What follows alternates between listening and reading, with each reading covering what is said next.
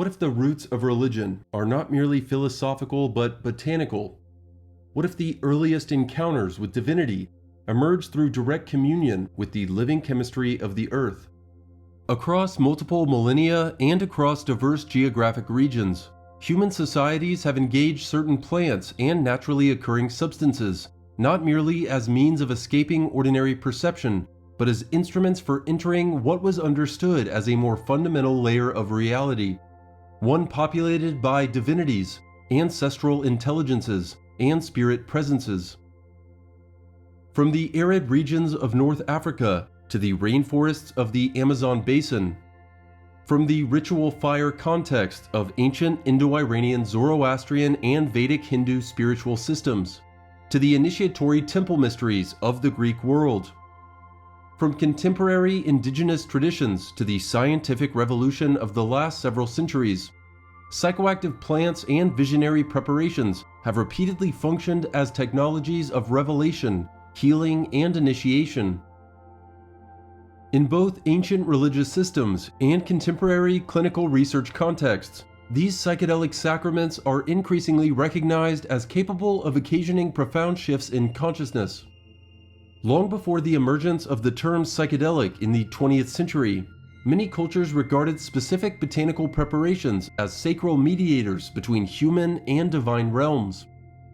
These were not conceptualized as recreational intoxicants, but as sacramental substances embedded within mythic structures, ritual protocols, and communal cosmologies that govern their use and interpretation. These spiritual systems, whether centered on soma, haoma, kykeon, fungi, cacti, flowers, or visionary vines, are not isolated cultural anomalies. Rather, they form part of a broader historical pattern in which entheogenic substances function as mediating technologies between ordinary and non-ordinary modes of experience. In many societies, they have played roles in structuring initiation rites, legitimizing spiritual authority, and transmitting mythological and ecological knowledge across generations. In several indigenous Amazonian traditions, for example, ayahuasca is described not as an inert compound, but as a teacher or maternal intelligence. The visionary experiences associated with it are understood to convey guidance not only for individuals, but for collective concerns such as ecological balance, ethical conduct, and cosmological orientation. In this sense, botanical knowledge and spiritual experience are closely integrated. Once written off as primitive practice outside of orthodoxy, in the 20th and 21st centuries, clinical and academic researchers have investigated whether compounds such as psilocybin, derived from certain species of fungi, can reliably induce experiences described in classical theological and mystical literature as encounters with unity, sacred presence, and profound insight. Controlled studies conducted at major research institutions, including Johns Hopkins University, New York University, and the Multidisciplinary Association for Psychedelic Studies, or MAPS, have documented that many participants report experiences closely aligned with phenomenological accounts found in the writings of figures such as Plotinus, Teresa of Avila, and Rumi. What is now called entheogenic spirituality, the ritualized use of psychoactive plants and visionary sacraments to experience the divine, stretches back thousands of years, with some researchers suggesting that its roots in early shamanic practices may even date back to prehistoric times. For contemporary inquiry, this convergence of archaeology, ethnography, religious studies, and neuroscience opens a significant field of reflection. The central question is no longer limited to therapeutic applications such as depression or addiction, but extends toward the historical and philosophical status of these experiences as potential models of apprehension of what various traditions have described as ultimate reality, the ground of being, or encounters with the divine. Before we begin, I want to take a moment and thank our monthly members. You help to fuel the enlightening education that benefits many around the world. Your support enables S.E.E.K to continue creating content, providing a path for all spiritual seekers. Support us with a monthly membership on YouTube, Patreon, or Ko-Fi at Join S.E.E.K. or on Facebook at JoinSeek1. Become a member and you will see your name in future videos. Thank you. Across civilizations, sacraments that opened visionary states were repeatedly integrated into ritual, healing, and initiatory systems. Yet, their capacity to bypass institutional mediation rendered them both sacred and suspect. From priestly prohibitions to modern legal regimes, authorities have sought to regulate or suppress entheogens, recognizing in them a direct encounter with consciousness that challenges the established structures of power and interpretation. As religious traditions became more institutionally organized, with formalized priesthoods, canonical texts, and codified doctrines, the cultural status of entheogenic practices often becomes more contested. In several historical contexts, particularly within expanding monotheistic frameworks, psychoactive substances were increasingly reclassified under categories associated with sorcery, illicit magic, or pharmaceutically suspect practices, even as symbolic residues of earlier sacramental uses persisted within ritual language, mythic imagery, and esoteric interpretation. The historical tension between direct experiential access to the sacred and the institutional regulation of religious experience constitutes one of the central themes in the study of psychoactive substances within religious history. It reflects a broader question concerning authority, mediation, and the boundaries of legitimate spiritual knowledge. Within this broader interpretive frame, entheogens are increasingly reconsidered not as marginal or primitive elements of religion, but as recurring features in the development of human spiritual systems.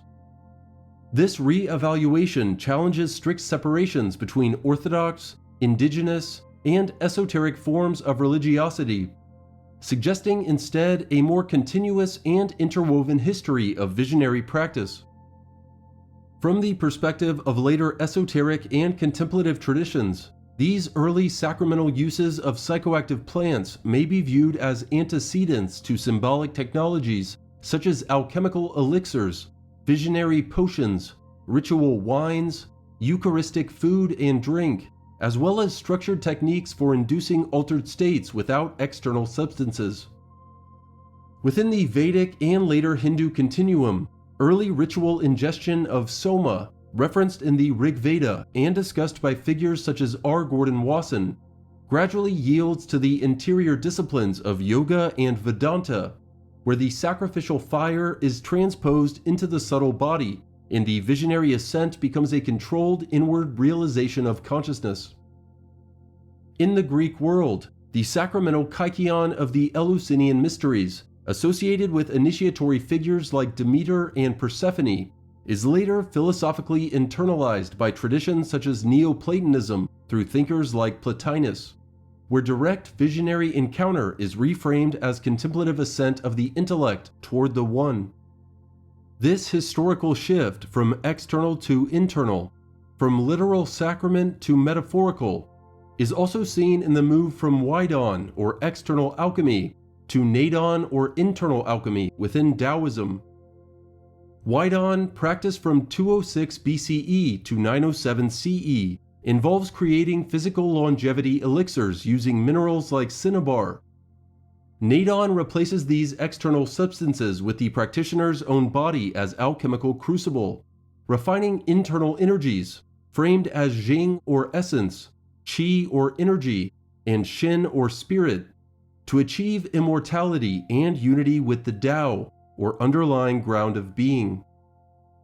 Across mystical lineages, the pursuit of gnosis, or direct knowledge, and mystical union reflects a sustained attempt to access comparable states through disciplined interior practice. The shamanic journey, whether described as ascent through celestial regions or descent into underworld domains, anticipates later visionary cosmologies found in mysticism, where consciousness is understood to traverse multiple levels of reality. These recurring patterns suggest that the architecture of spiritual ascent and transformation is deeply intertwined with human capacities for altered perception. Today, we begin a series of videos that will encompass an expansive exploration of entheogenic or psychedelic plants found throughout global spiritual history, This is not a marginal story, it is a foundational one. Let's begin by asking a question. How did the language used to describe these sacred sacraments evolve over time? Before words like hallucinogen and psychotomimetic became standard in the 1950s, other terms were used. The term Fantastica was coined by German toxicologist Louis Levine in 1924 to describe plants like peyote, ayahuasca, and cannabis, which produce profound visionary effects, emphasizing their ability to produce imaginative activity or fantasies. Before Levine, researchers such as Paolo Mantegazza in 1858 categorized similar psychoactive substances as alimenti nervosi, meaning nervous foods or nerve foods. Historically, alimenti nervosi refers to a specific category of substances known in English as nervine nourishment or nerve stimulants. In the 1940s and 1950s, particularly following Albert Hofmann's discovery of LSD's effects, Western psychiatrists were heavily interested in using these drugs to create a controlled psychosis. Scientists believe that the profound changes in thought, mood, and perception induced by these drugs could act as a model for schizophrenia or other psychoses. The goal was to take healthy subjects and induce temporary insanity to better understand and treat patients with chronic mental illnesses. The term psycholytic, meaning mind loosening, originated in the mid-1950s, with British psychiatrist Ronald Sanderson introducing the concept of psycholytic therapy around 1955 to describe the use of low-dose psychedelics, like LSD, to aid psychotherapy, focusing on unlocking the unconscious mind. The term mystico-mimetic was coined in the 1950s, often attributed to Dr. Max Rinkel, to describe substances that mimic mystical or spiritual experiences, such as LSD and mescaline. These substances were also classified as psychotomimetic or psychosis mimicking. As research progressed, it became evident that while the drugs mimicked psychosis, they didn't exactly act like schizophrenia. The term hallucinogenic became more common to describe the prominent effects. The most obvious effect for observers and users was the alteration of perception, seeing, hearing, or sensing things not present in reality, commonly called hallucinations. While hallucinogen is still used in scientific literature, it is considered a narrow, somewhat pejorative, and inaccurate descriptor because the experience often involves much more than just hallucinations. Early investigators focused on these compounds' ability to mimic mental illness and produce perceptual hallucinations, viewing them through a pathological or physiological lens, rather than a spiritual or consciousness-expanding one. The term psychedelic was coined in 1956 by psychiatrist Humphrey Osmond while corresponding with author Aldous Huxley, as they sought a new term to describe the effects of hallucinogenic drugs like LSD and mescaline, seeking to move away from derogatory terms like psychotomimetic or psychosis mimicking. Huxley initially suggested the term phanerotime, combining Greek words for to show and spirit. He accompanied this with the rhyme, "To make this mundane world sublime, take half a gram of phanerotime." Osmond was not fond of the term phanerotime and instead suggested psychedelic. He combined the Greek words for mind or soul and to show or manifest. In a letter to Huxley in early 1956, Osmond introduced the word with the now famous rhyme, "To fathom hell or soar angelic, just take a pinch of psychedelic." Osmond preferred this term because he found it clear, euphonious, and uncontaminated by other associations. Humphrey Osmond formally introduced the term psychedelic at a meeting of the New York Academy of Sciences in 1957, following its use in a published paper titled A Review of the Clinical Effects of Psychotomimetic Agents. In modern scholarship, the term entheogen has become increasingly important. The term entheogen derives from Greek roots, meaning generating the divine within, and was formally introduced in the late 1970s by scholars including Carl A.P. Ruck, R. Gordon Wasson, and Jonathan Ott to distinguish sacred plant use from recreational or profane contexts. It replaced the earlier terms like psychedelic, hallucinogen, and psychotomimetic to emphasize that these substances are not reducible to pharmacological agents alone or biological physiology, but are better understood as ritualized instruments within coherent systems of meaning, social practice, and spiritual cosmology. The Huichol or Huicharika are an indigenous people residing in the Sierra Madre Occidental Mountains of Jalisco and Nayarit, Mexico, known for maintaining pre-Columbian traditions centered around the peyote cactus. A Huichol shaman was once told by a reporter that peyote was a drug. The shaman responded that aspirin is a drug, peyote is sacred. Across ethnographic records, there are recurring examples of indigenous practitioners who distinguish between ordinary pharmacological substances and sacred plant teachers, emphasizing that the latter are embedded in a framework of reverence, responsibility, and cosmological instruction. Such distinctions highlight the importance of context, intention, and ritual structure in shaping the meaning of altered states. Yet, the phenomenon it describes reaches into the deepest layers of human antiquity. Archaeological, textual, and ethnographic evidence suggests that psychoactive plants have functioned as mediators between the human and the sacred across nearly every major civilization. Within the earliest recorded religious archaeological evidence and literature, we will see a pattern emerging.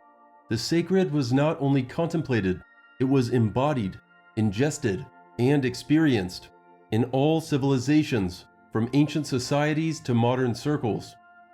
Siberian shamans have used the Amanita muscaria or fly agaric mushroom for thousands of years, with evidence suggesting usage dating back to at least the late Stone Age or early Bronze Age, possibly as early as 3000 BCE.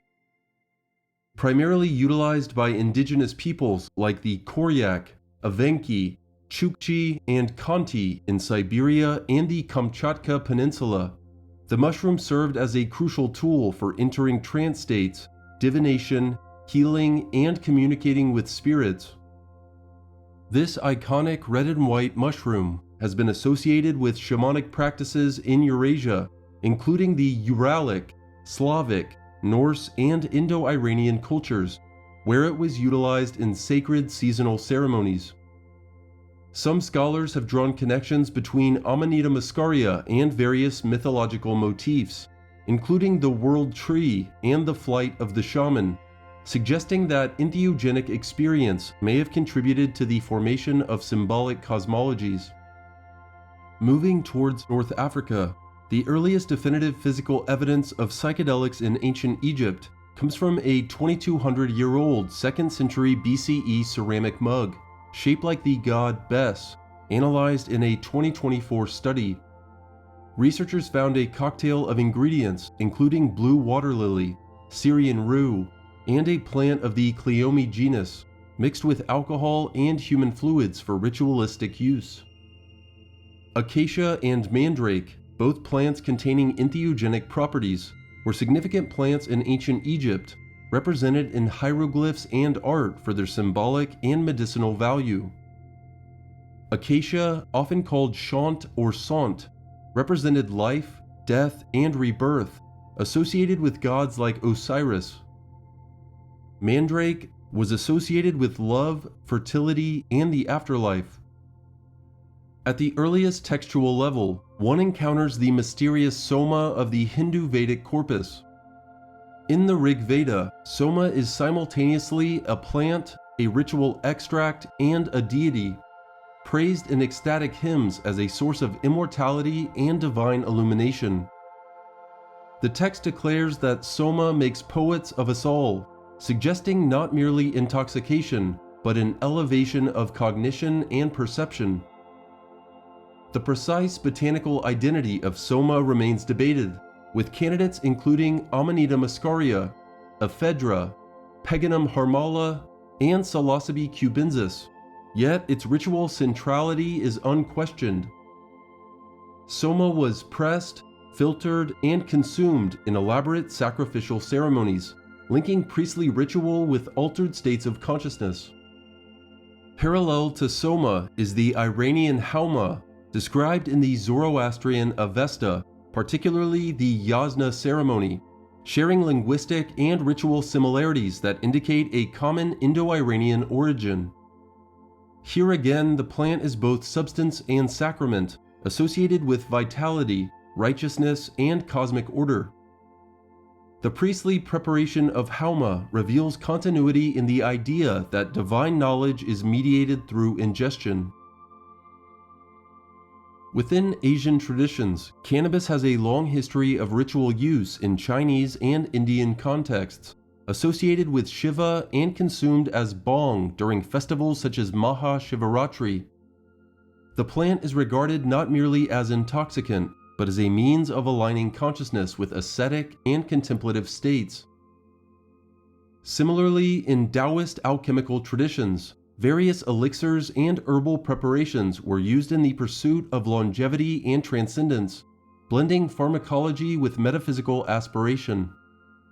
Moving westward to the ancient Mediterranean, one encounters the Eleusinian mysteries of Greece, perhaps the most influential initiatory tradition of the classical world. Centered on the myth of Demeter and Persephone, these rites promised initiates a transformative vision concerning life, death, and rebirth. Central to the ritual was kykeon, a sacred drink consumed during the initiation.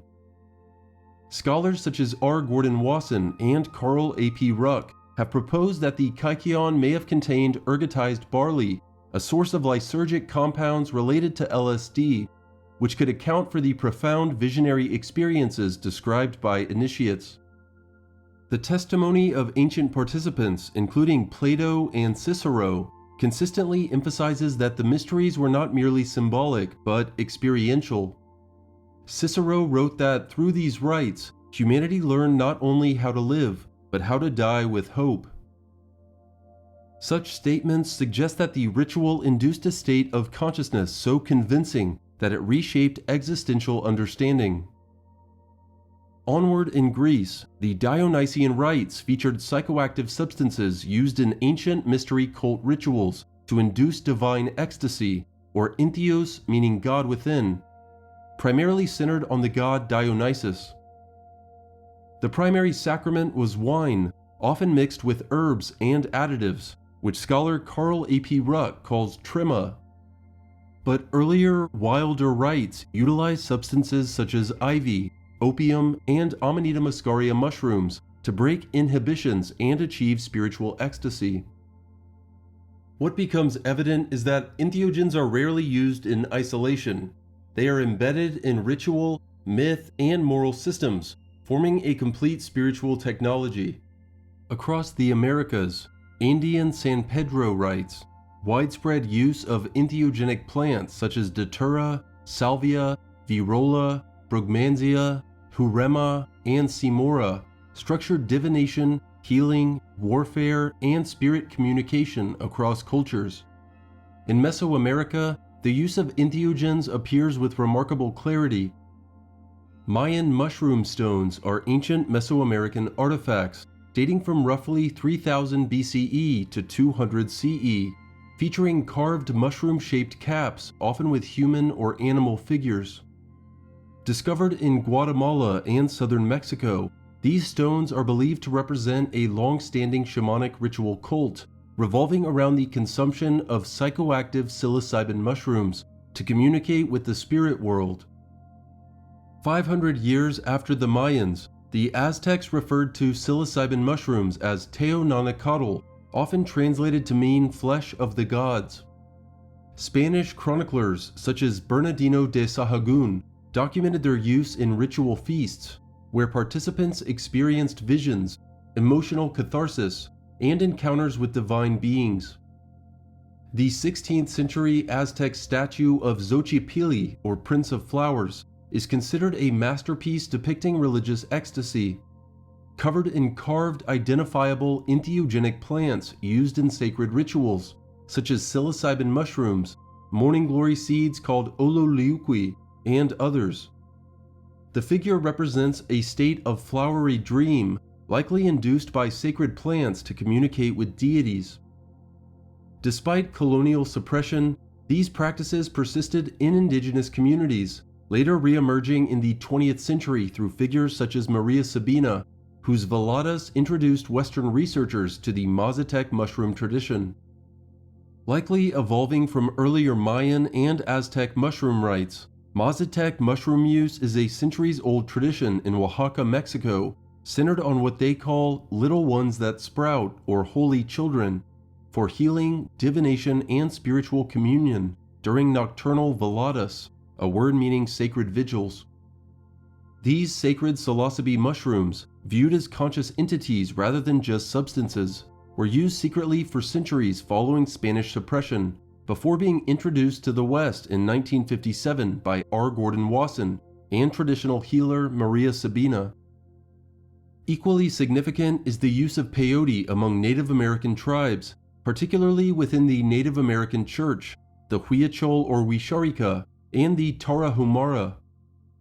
Peyote, containing mescaline, functions as a sacrament for healing, moral guidance, and communal bonding.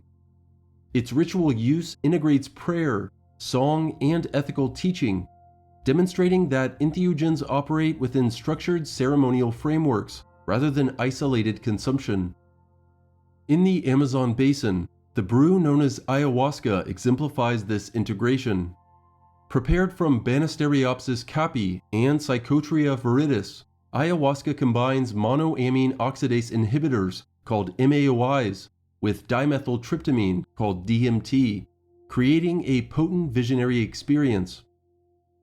Indigenous spiritual systems, including those of the Shipibo Canibo and other syncretic traditions like the Santo Daime and União do Vegetal, employ ayahuasca for healing, divination, and cosmological exploration. The experience is guided by shamans who use icaros, or sacred songs, believed to structure the visionary space itself.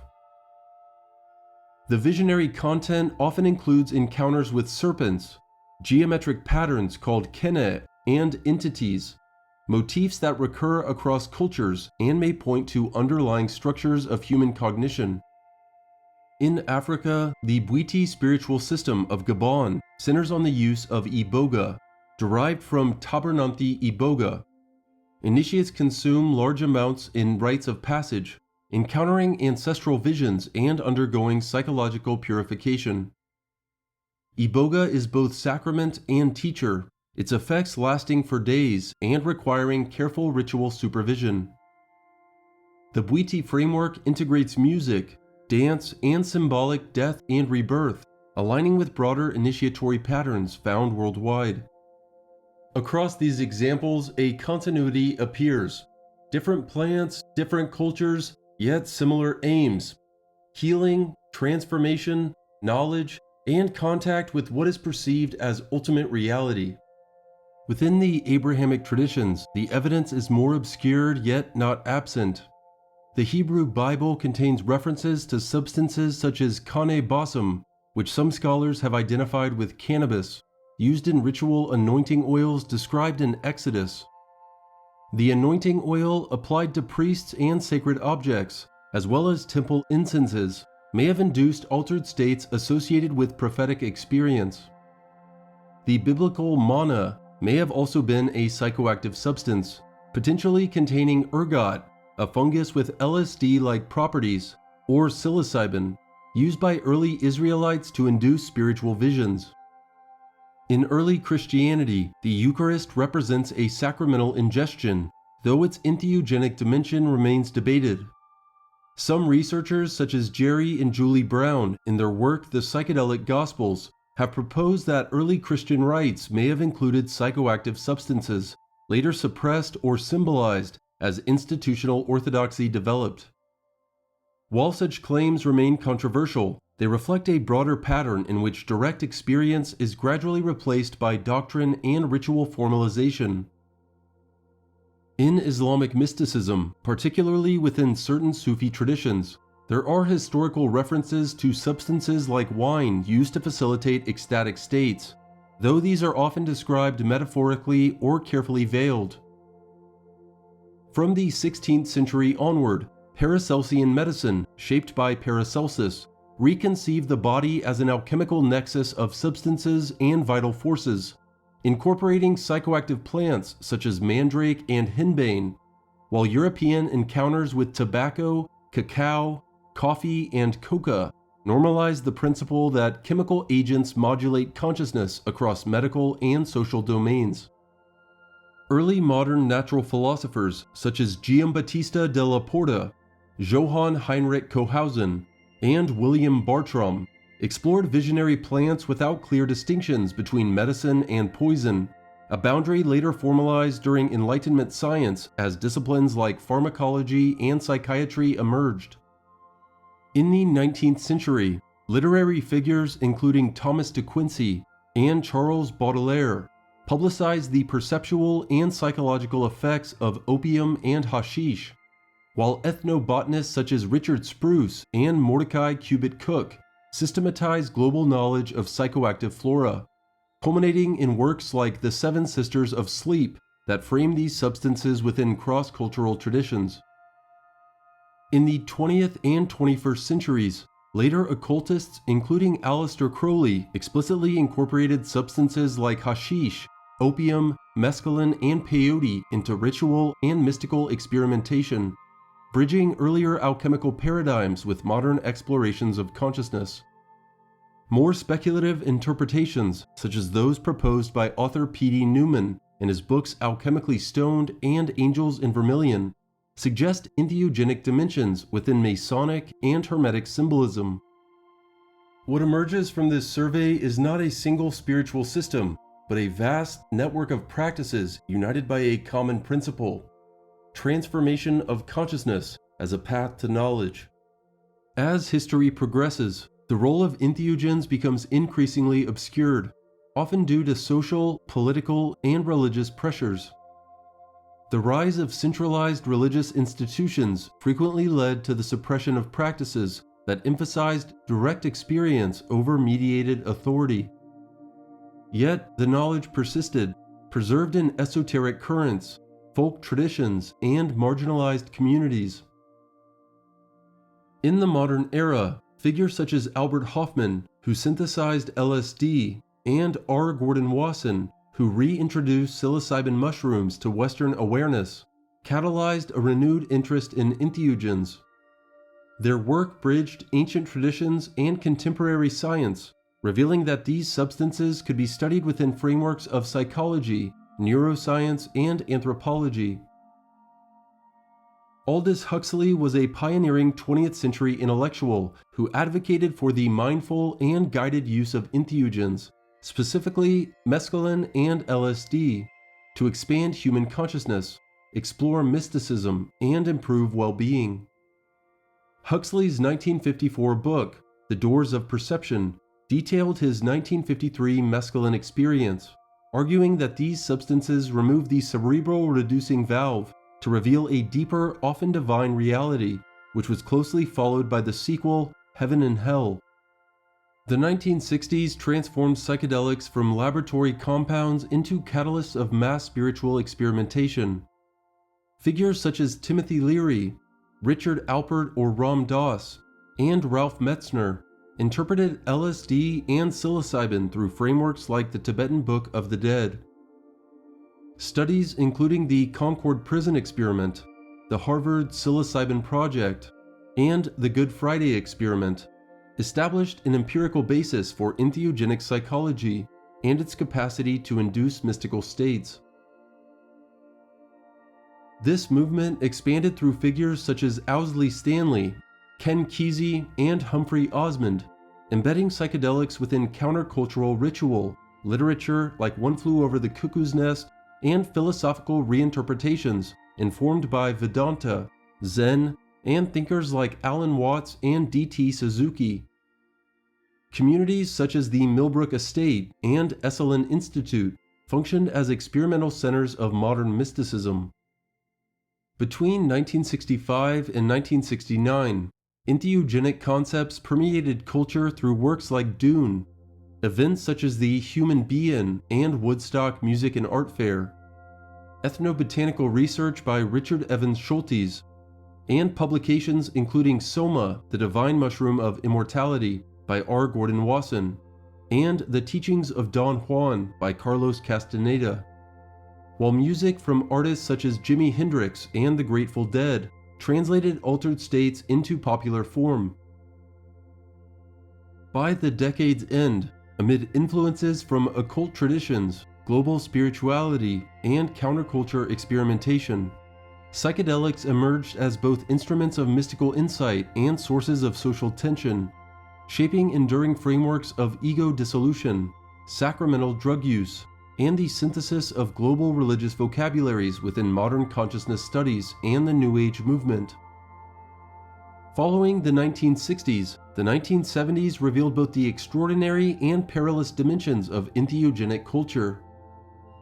This emerging awareness was eclipsed by political backlash, as the Controlled Substances Act under Richard Nixon and the Convention on Psychotropic Substances criminalized LSD, psilocybin, mescaline, and DMT, suppressing research while driving entheogenic practice into underground networks that preserved ritual, therapy, and esoteric experimentation.